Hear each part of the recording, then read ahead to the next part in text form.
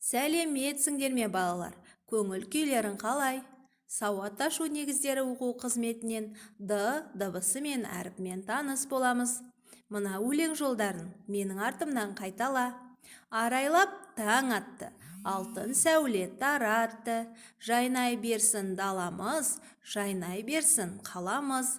Жарайсыңдар балалар, бүгін біз д дыбысы мен әріпімен таныс боламыз. д дыбысынан қандай сөздер басталатынын білу үшін мына шағын видеоны қарап таныс болайық. Д әрпі. Д әріпі. Дала. Дала. Дөңгелек. Дөңгелек. Дорба. Дорба.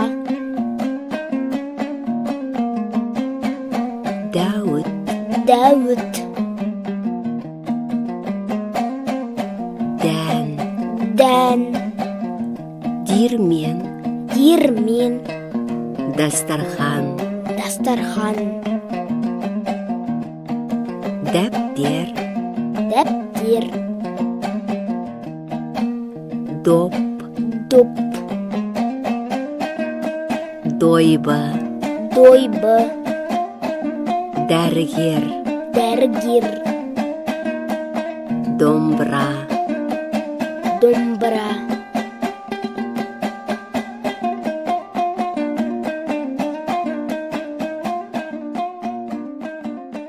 Балалар, бұл д дыбысының таңбалануы.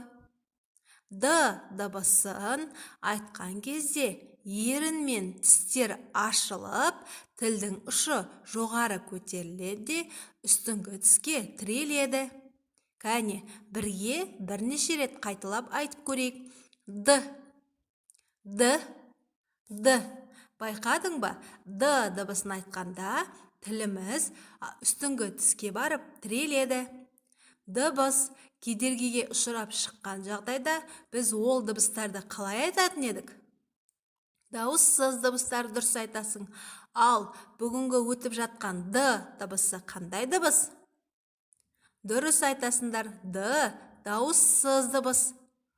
Бұл д дыбысының үлкен және кіші әріпі. Д дыбысы үлкен әріптен және кіші әріптен тұрады. Балалар, бұл ненің суреті? Бұл әсем даланың суреті. Дала. Кәне, барлығымыз дала сөзін буынға бөліп көрейік. Да-ла. Неше буын? Дұрыс айтасыңдар, 2 буын. Ендеше осы дала сөзіне дыбыстық талдау жасап үйренейік. Да-ла сөзінде 2 буын, 2 дауыссыз дыбыс бар. Жарайсыңдар балалар. Енді мына жұмбақты бірге шешіп көрейік. Бала біткен соғады, жеңіл шарды домалақ. Ұрсаң ұшып жоғары, жерге түсер домалап. Бұл не балалар? Дұрыс айтасыңдар, бұл доп.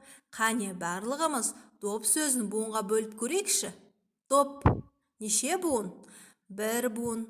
Ендеше доп сөзіне дыбыстық талдау жасаймыз. Доп сөзінде 1 буын, 1 дауысты дыбыс бар. Балалар, д дыбысы сөздің басында, ортасында және аяғында кездеседі. Доп сөзінде д дыбысы сөздің басында келіп тұр. Айдана сөзінде д дыбысы ортасында кездеседі. Және үшінші сөзіміз велосипед сөзінде д дыбысы сөздің соңында. Балалар, бұл ненің суреті? Домбыраның. Домбыра сөзі д дыбысынан басталады. Домбыра сөзін буынға бөліп көрші. Неше буын бар екен? Балалар, мына серікту жаттығуын менің артымнан қайтала. Ду-ду-ду, дүк-дүк, пойыз келеді. Ду-ду-ду, дүк түк бәрі жол береді. Ду, дүк, жүгіріп өтпе. Ду, дүк, поезді өткіз. Қол бұлғап қалайық, жол болсын деп біз. Жарайсыңдар балалар. Келесі жұмыс дәптерімізді ашып, жұмыс дәптердегі тапсырмаларды бірге орындайық. Достық, көмек. Бірінші суретке назар аударамыз.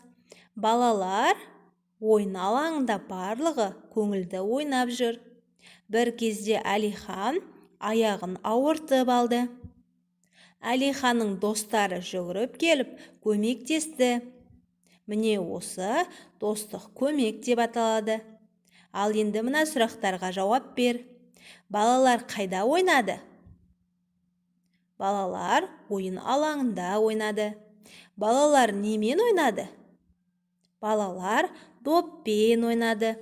Доптың пішіні қандай? Сен маған осы сұрақтарға жауап бер.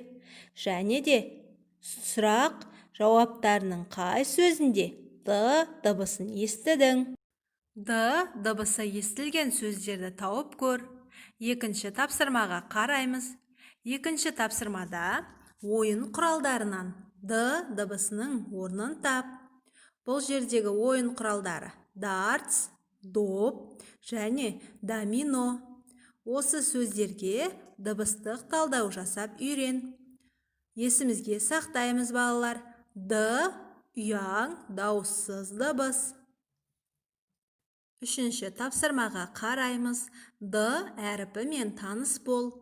Д әріпін қағаздан, ермексаздан немесе қолдағы бар заттардан бейнелеп көрсет. Төртінші тапсырмаға қарап, берілген сөздерді балалардың есімдерімен байланыстырып әңгімелейміз. Керекті сөздерді пайдаланамыз. Кәне мына өлең шумағын бірге қайталайық. Демалыс күні. О секіріп кетті.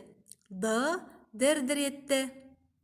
Жүзу хауызында д әріпіне қай бала ұқсайды? Д әріпіне ұқсас д дыбысын көрдіңдер ме? Суретке қарап әңгімелеп береміз. Балалар, енді д дыбысының жазылуымен таныс болайық. Әріпін жазуды үйренейік. Д-ның бас әріпі 3 элементтен тұрады. Көлбеу сызық, бау және доға сызықтан. Үлкен жолдың ортасынан сәл төмен қаламыңды қой. Төмен қарай көлбеу түзу сызамыз. Ол астыңғы сызыққа жеткен соң, солға қарай бұрып, сәл сызық түсіріп, жайлап оңға бұрып, көлбеу сызықты қия өтіп, астыңғы сызыққа тигізген соң, оңға бұра, жоғары қарай доға сызықты, бастапқы нүктеден асыра, солға қарай иеміз. Д-ның кіші әріпі 2 элементтен тұрады. Дөңгелектен, көлбеу сызық, баудан. Жазу жолының үстіңгі сызығынан сәл төмен қаламыңды қой. Оңнан солға қарай, үстіңгі және астыңғы сызыққа тигізе, жолды толтырып, дөңгелек жасаймыз. Оған жанастыра, жоғарғы сызықтан төмен қарай үлкен сызықтың ортасына дейін көлбеу сызып, солға қарай бұра, доға жасаймыз да, оңға қарай созып, көлбеу сызықпен жол сызығында қиыстырамыз. Жұмыс дәптерімізге немесе жай дәптерге д дыбысын бірнеше рет қайталап жазып үйренейік. Балалар, бүгін біз д дыбысымен таныс болдық. Мен сендерге мына ойынды ойнатқым келіп тұр. Бұлттан жауған буындар. Да, ду, ау, на, лат, ла, да буындарын сен де оқуға тырыс. Бүгінгі оқу қызметіміз аяқталды. Келесі кездескенше сау болыңдар балалар.